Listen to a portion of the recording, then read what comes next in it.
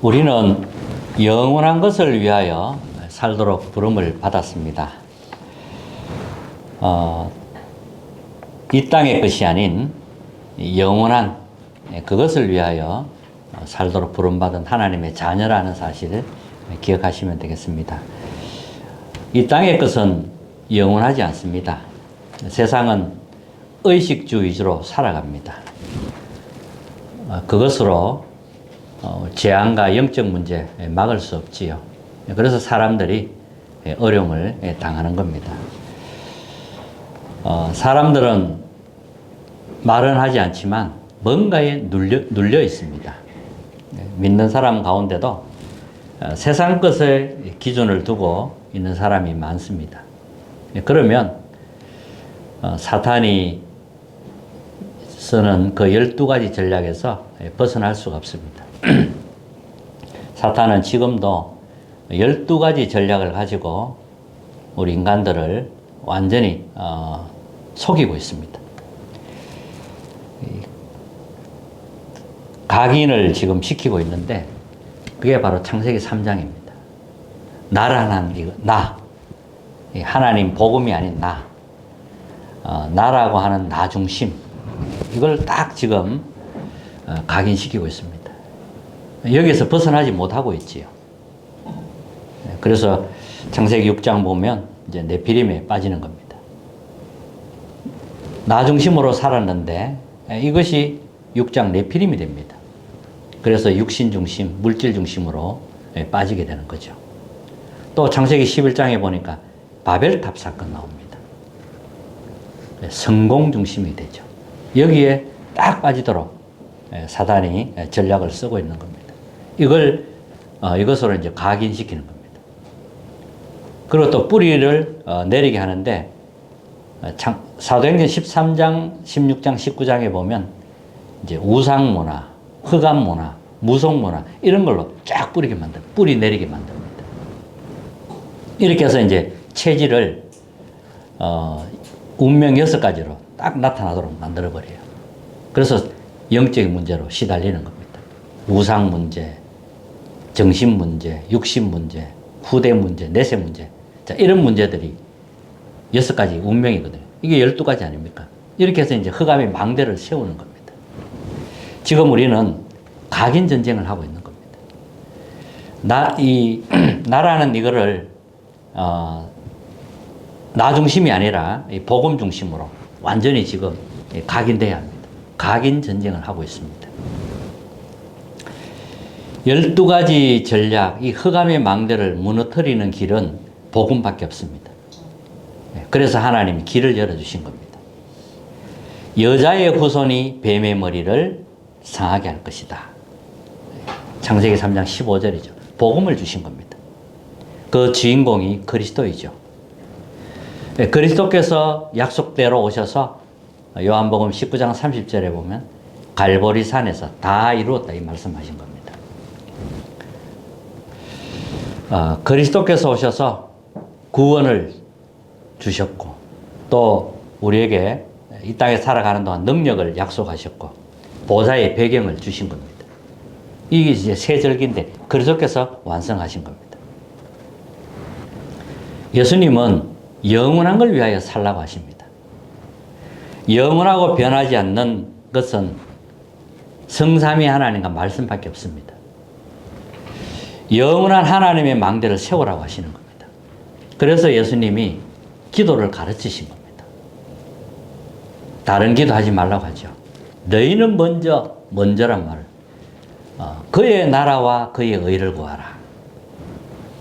이 기도를 하라고 했습니다. 하나님의 나라 임하도록 기도하라는 겁니다. 이것보다 더 중요한 건 없습니다. 그래서 산상수훈에 예수님이 첫 설교할 때도 하나님의 나라, 팔복이 나오는데 그게 다 하나님의 나라에 관한 거거든요. 하나님의 나라에 관한 걸 말씀하신 겁니다. 예수님이 마지막에 성천하실 때도 전에 부활해서 이제 40일 동안 하신 말씀이 하나님의 나라 일에 대해서 40일 동안 말씀했다고 했거든요. 하나님의 나라. 이거를 이제 우리가 잘 봐야 됩니다. 영원한 하나님의 망대가 내 안에 세워지는 것보다 더 중요한 게 없습니다. 망대가 하나님의 것으로 세워져야 되는 겁니다. 어떨 때는 응답이 없는 것처럼 보이기도 하죠. 어떨 때는 우리가 막 고난받는 것 같기도 하고요. 어떨 때는 막 환난 당하는 것 같기도 합니다. 근데 그 속에 하나님의 계획이 있는 겁니다. 하나님이 이렇게 축복으로 몰아가는 겁니다. 그래서 때에 따라서는 고난을 주시기도 하고 환난을 당하기도 하는 겁니다. 자, 이때 우리는 하나님의 망대 여정 이정표 세울 수 있는 기회라는 걸 기억하면 되겠습니다. 하나님이 중요한 일을 하실 때는 고난으로 몰아갑니다. 환난으로 몰아갑니다. 속으면 안 돼요. 성경에 렘넌트들 응답받은 인물들 보면 하나님이 전부 고난으로 몰아갔습니다. 어떨 때는 응답 없는 것처럼 보이기도 하고 어떨 때는 큰 고난을 주기도 하고 어떨 때는 환난을 당하게 하기도 했습니다. 그게 전부 하나님의 중요한 계획을 이루는 시간이었다는 겁니다. 이런 고난과 환난 속에서 하나님의 계획이 이루어졌던 겁니다. 그래서 속으면 안 돼요. 먼저 절대 불가능함을 발견해야 됩니다. 이 땅에서 우리가 할 수 있는 것도 많지만 진짜 것은 우리 힘으로 불가능합니다. 정말 우리 힘으로 할 수 없는 게 더 많습니다. 절대 불가능을 봐야만 하나님의 절대 계획이 보이는 겁니다. 하나님의 절대 계획이 보여져야만 절대 가능함이 보이는 겁니다. 자, 오늘 우리가 희생 제사에 관한 본문을 읽었습니다. 이스라엘이 지금 굉장히 지금 큰 고난에 빠진 겁니다. 먼저 요셉을 좀 우리가 봐야 되는데요. 요셉은 언약을 가진 렘넌트입니다. 하나님이 기도하는 중에 세계복음화라는 꿈을 딱 꾸게 하신 겁니다. 복음을 가지고 기도했는데 하나님이 하실 일을 이제 꿈을 통해서 보여주신 거죠. 근데 그 사실을 때문에 이제 형들의 미움과 시기를 받고 이렇게 해서 이제 노예로 팔려가게 됩니다. 형들이 뭐 얼마나 요셉을 미워하고 죽이려고 했는지 모릅니다. 그래도 안 되니까 이제 노예를 팔아버린 겁니다. 그렇게 해서 팔려간 곳이 애굽이었습니다. 애굽 보디발 장관 집에 이제 노예가 된 겁니다. 거기서 뭐 하겠어요? 청소밖에 못 합니다. 청소 잘한 겁니다. 그런데 또 누명을 썼어요. 그리고 감옥까지 간 겁니다. 요셉이 잘못한 게 아닙니다. 누명을 쓴 겁니다. 감옥까지 갔습니다. 그 장관을 만나게 되죠. 감옥에서 장관을 만나는 겁니다. 요셉은 응답이 없는 것처럼 보이고 무응답처럼 보입니다. 근데 하나님의 그 속에 자세히 보면 하나님의 손길이 보입니다. 요셉은 흔들리지 않았습니다. 왜? 하나님이 함께 하기 때문에. 하나님의 절대 계획이 가는 데마다 보였기 때문에 흔들리지 않았던 겁니다. 이렇게 해서 이제 총리가 되죠. 총리가 되어서 세계를 살리게 됩니다. 근데 이후에 요셉이 죽고 나서 더 큰 어려움이 온 겁니다. 이스라엘에 큰 어려움과 고난이 닥친 겁니다. 애굽은 그 당시 강대국 아닙니까? 강대국입니다. 요셉이 총리가 됐을 때 이제 가족들이 애굽에 와서 살은 겁니다. 고센 땅에 정착해서 살았는데 이제 요셉이 죽고 나서 이스라엘 사람들이 이제 큰 이제 민족이 되었죠. 근데 애굽에 노예가 되어 있는 겁니다. 바로 왕은 이스라엘의 숫자가 늘어나는 걸 굉장히 두려워한 겁니다. 그래서 바로 왕이 뭐라고 어떤 전략을 썼냐 하니까요. 이스라엘을 학대하기 시작합니다. 힘든 노동을 시키는 거예요. 돌도 옮기고 뭐 우상 신전 짓는데 거기에 다 이스라엘을 동원시켜서 굉장히 막 채찍을 때리면서 학대를 한 겁니다. 일을 시킨 거죠. 그런데도 이스라엘은 자꾸 숫자가 늘어나는 겁니다. 그래서 산파에게 지시를 내립니다. 이스라엘의 남자애가 태어나면 죽이라고 하는 겁니다. 여자아이는 살려두고 남자아이가 태어나면 죽이라. 이렇게 이야기하는 거예요. 근데 산파들이 하나님을 두려워한 겁니다. 그래서 숫자는 계속 늘어나는 겁니다. 바로 왕이 안 되겠다 싶어서 이제는 남자아이가 태어나면 나일강에 다 던지라고 칙령을 내립니다. 이건 완전히 학살이죠. 참 이런 일이 일어났던 겁니다. 이때 이제 모세가 태어났어요. 모세는 엄마 아버지가 레위 지파 사람입니다. 예배를 알고 언약을 아는 가정에서 모세가 태어났습니다. 근데 모세도 이제 한 석 달 정도 숨겼는데 더 이상 숨길 수 없게 된 겁니다. 그래서 어머니가 이제 결단을 내리죠. 모세를 살리려면 애굽 왕궁에서 성장하는 게 가장 안전하다고 그렇게 이제 판단을 하고 바로 왕이 모욕하는 거기에다가 갈대 상자에 담아서 모세를 떠내 보내지요. 우리가 뭐 이런 내용들은 잘 알 겁니다.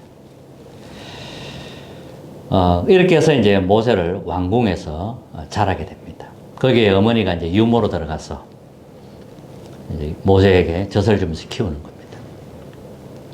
많은 기도와 이 언약을 전달하게 되죠. 모세는 애굽 왕궁에서 이제 왕자로 자라는 겁니다. 공주의 아들로 이제 성장하게 됩니다.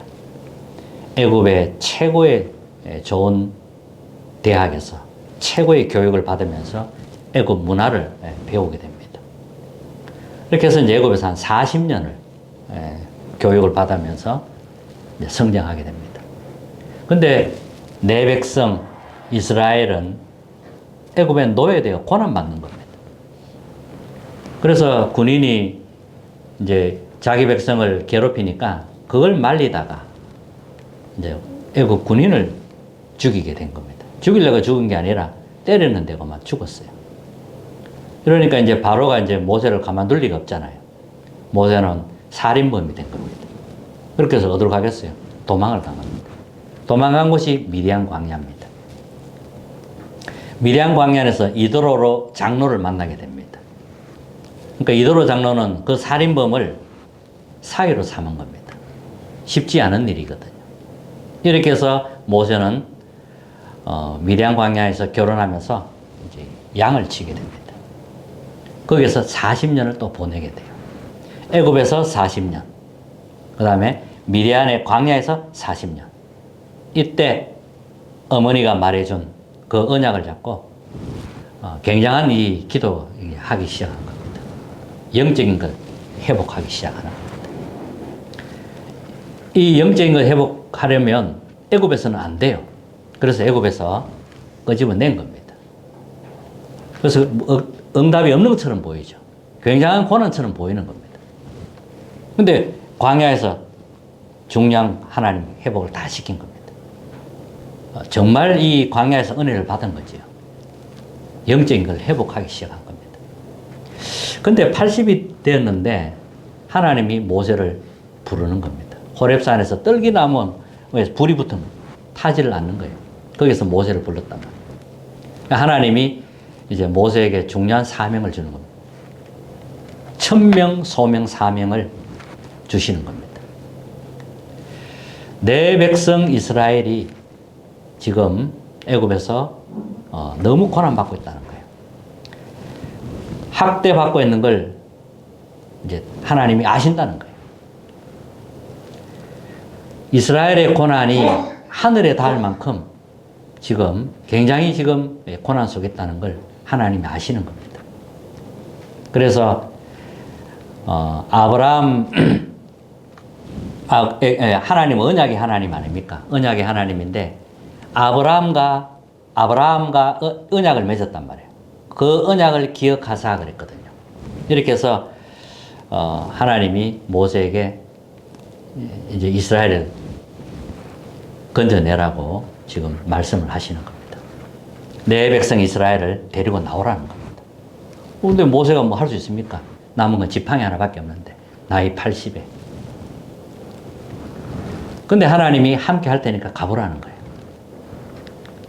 가서 장로들에게 또 이스라엘 백성들에게 말하라는 겁니다. 바로 왕에게 말하라는 겁니다. 내 백성을 보내달라. 내 백성이 광야에서 피제사 드려야 된다.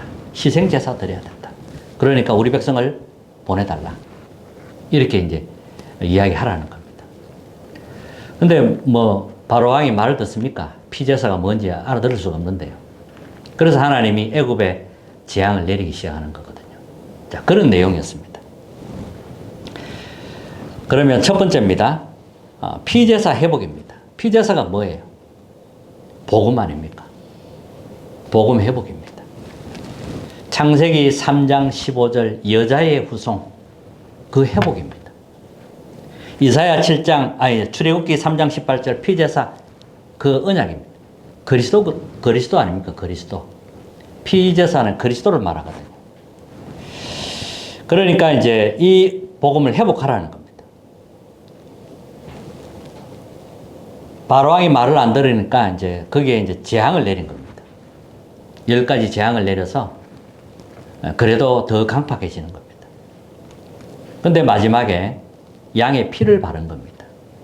전 백성이 양의 피를 발랐는데 바로왕이 항복을 한 겁니다. 이스라엘 백성 다 데리고 나가라는 겁니다. 지금까지 모아둔 모든 재산 가지고 나가라는 겁니다. 이렇게 해서 이제 출애굽하게 되죠. 양의 피 바른 날 해방된 것입니다. 그 어떤 것으로도 우리는 해방받을 수 없습니다. 오직 복음이라 해야 되는 겁니다. 애굽의 모든 우상을 꺾는 시간이었습니다. 애굽의 모든 저주와 재앙을 무너뜨리는 시간이었습니다.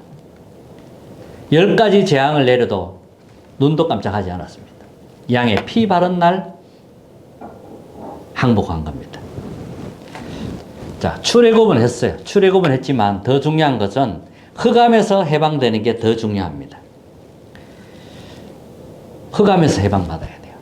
광야에서 죽은 사람들은 어떤 사람이냐면 이제 출애굽은 했는데 흑암에서 해방을 못 받은 겁니다. 그 사람들이 광야에서 죽은 겁니다. 흑암에서 해방받지 않으면 내 안에 흑암이 그대로 진치고 있어요. 집을 짓고 그대로 있습니다. 그래서 흑암의 망대 무너뜨리라는 겁니다. 이렇게 출애굽한 이스라엘 백성들에게 하나님이 광야로 이끌어서 물론 뭐 홍해 기적, 뭐 만남의 추락이 불기둥 그런 이스라엘을 하나님이 철저히 뭐 하나하나 정확하게 인도하셨거든요. 그런 중에도 불평하는 사람 나오고 원망하는 사람 나오고 우상 숭배하는 사람 나오고 별의별 일이 다 있었지요. 그런 사람들은 이제 가다가 다 죽은 겁니다. 근데 하나님이 왜 이렇게 또 40년을 훈련시켰냐는 겁니다. 광야에 출애굽했으면 이 좀 좋아야 될 건데 오히려 이 광야에서 응답도 받고 다 하지만 이렇게 하나님이 광야에서 40년을 준비한 거는 가나안 들어가기 위해 준비시킨 거거든요. 40년 동안 가나안 들어가도록 하나님 철저히 준비시킨 겁니다. 그래서 주신 게 새 절기입니다. 유월절. 우리는 이 새 절기를 항상 매일 누려야 됩니다. 유월절은 양의 피 바른 날 이제 해방받았잖아요. 그 날을 기념하는 겁니다. 재앙이 재앙이 들어닥쳤는데 양의 피 바른 집은 재앙이 들어올 수가 없어요. 넘어선 겁니다. 그래서 유월절이라고 합니다. 이건 우리가 그리스도를 믿고 구원받은 그 의미를 하거든요. 이걸 기억해야 돼요. 그럼 광야 가려면 이제 하나님이 인도하셔야 되고 하나님의 능력이 필요하잖아요. 그게 오순절입니다. 수장절은 우리의 배경을 말하니까요. 이렇게 해서 이제 새 절기를 하나님이 주신 겁니다. 또 성막을 만들라 이렇게 하신 거예요. 광야 생활은 천막 치고 살아야 되기 때문에 아무것도 없어요.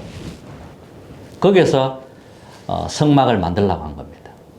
그리고 또 언약궤를 회복시킨 겁니다. 광야에서 다 주신 겁니다. 굉장한 이런 중요한 내용들을 광야에서 하나님이 회복시킨 겁니다. 이렇게 해서 세 번째입니다. 237과 5천 종족 살릴 힘을 주시겠다는 거예요. 왜? 다른 건 안 되기 때문에. 다른 것으로는 안 돼요. 오직 복음으로만 됩니다. 양의 피라야만 흑암에서 해방받을 수 있습니다. 양의 피라야만 애굽 노예에서 해방받을 수 있습니다. 출애굽기 아니고 이사야 7장 14절에 보면 처녀가 잉태하여 아들을 낳으리니 그 이름을 임마누엘이라고 하리라 하라. 임마누엘 이 언약이라야만 포로에서 해방받을 수 있습니다. 이스라엘은 또 로마의 속국이 되었습니다. 그때 주신 말씀이 주는 그리스도시요 살아계신 하나님의 아들이십니다. 그리스도 언약을 주신 겁니다. 이 언약이라야만 속국에서 해방받을 수 있습니다. 오직이 될 때. 그래서 237과 5천 종족 살릴 300%가 준비되어야 됩니다. 다 있어요. 전문성, 현장성, 미래성, 하나님 각자에게 주신 게 다 있습니다. 달란트 다 있습니다. 다른 사람 살리기 위해서 우리를 부르셨습니다. 고난과 고통은 많은 사람을 살릴 힘을 길러라고 허락하신 겁니다. 지금 네피림이 현장에 다 퍼졌습니다. 네피림 막을 수 있는 건 없습니다. 급속도로 퍼집니다. 영적인 전염병을 퍼뜨리게 됩니다. 막을 수 있는 길은 오직 복음밖에 없습니다. 기억하시기 바랍니다. 그렇다면 우리의 관심이 어디에 있어야 되겠습니까? 정말 나는 무엇을 위해 살 것입니까? 나의 관심이 어디에 있습니까? 정말 나의 기준은 무엇입니까? 무엇이 나의 기준입니까? 여러분 생각하셔야 됩니다. 무엇이 나를 움직이고 있습니까? 하나님이 나를 딱 붙잡고 성령님께서 나를 이끌어 가십니까? 아니면 나도 모르게 내 욕심에 이끌려 가십니까? 아니면 나는 세상에 이끌려 가고 있습니까? 전부 흑암의 망대입니다. 무너뜨려야 됩니다. 그것 가지고는 네피림을 막을 수가 없습니다. 흑암은 영적인 존재입니다. 시공간을 초월해서 속이는 전략을 쓰고 있습니다. 현장을 다 장악했습니다. 무엇으로 네피림을 막을 것입니까? 오직 복음밖에 없습니다. 이 복음이 각인돼야 되는 겁니다. 지금 우리는 각인 전쟁을 하고 있습니다. 다른 각인은 다른 열매가 나오죠. 다른 뿌리가 나오고 다른 열매가 나옵니다. 오직 복음이 각인돼야 됩니다. 알면 됩니다. 그러면 기도할 수 있습니다. 자, 결론입니다. 그리스도의 완전성을 누려야 됩니다. 그리스도의 완전성. 영세전 그리스도. 영세전부터 계신 그리스도입니다. 성육신하신 그리스도. 부활하신 그리스도. 재림주로 서실 그리스도. 심판주 되실 그리스도. 전부 이게 그리스도의 완전성입니다. 여기에는 영세전부터 영혼까지 미래까지 싹 다 이 그리스도 하나로 결론이 나는 겁니다. 그리고 기도와 예배의 완전성을 누려야 됩니다. 기도할 때 성삼위 하나님이 역사합니다. 성삼위 하나님께서. 우리의 기도는 뇌에 각인됩니다. 그리고 영혼에 뿌리 내리고 보좌와 통하는 체질이 됩니다. 그래서 계속 기도하는 거예요. 우리의 배경은 보좌입니다. 하나님의 나라, 이게 우리의 배경입니다. 하나님 나라의 일이 일어나는 거지요. 이게 우리의 배경이라는 겁니다. 그리고 응답의 완전성. 응답, 하나님이 주신 응답 완전합니다. 우리가 하는 업, 전문성, 현장성, 미래성 갖춰야 됩니다. 전도, 선교도 마찬가지입니다. 성령인도 받아야 됩니다. 그래야 성령의 역사가 일어나고 성령의 열매를 맺게 됩니다. 하나님이 준비하신 겁니다. 자, 이런 어마어마한 축복이 남아있기 때문에 하나님이 고난을 줘서라도 하나님이 이렇게 이끌어 가시는 겁니다. 오늘 이스라엘의 고난과 하나님의 절대 계획에 대해서 말씀드렸거든요. 여러분들 한 주간 최고의 은혜 받는 그런 한 주간 되시기를 주님의 이름으로 축복합니다. 268장입니다.